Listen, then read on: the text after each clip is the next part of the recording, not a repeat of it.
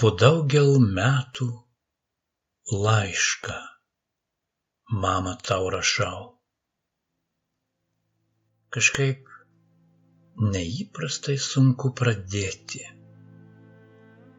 bet nesimatėm jau labai seniai, o noris pasiguosti, pakalbėti.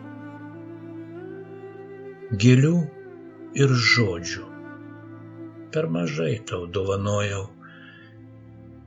ir prie krūtinės taip retai glaudžiau. Gal tas gyvenimo audringas šėlsmas trukdė, kad tik dalelę žodžių iš širdies tau pasakiau.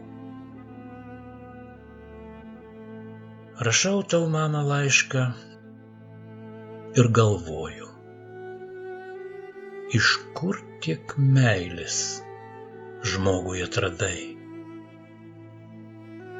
Visus našlaičius tu priglaust galėjai, jie tilpo po tavais šiltais sparnais, o kiek paklydusių benamių sielų ir žodžiais, ir darbais prausiai.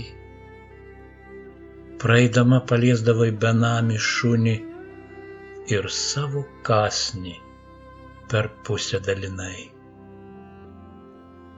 Nei turto, pinigų tau nereikėjo, rūbais vaikščiojai senais. Tau širdį dėl kitų skaudėjo,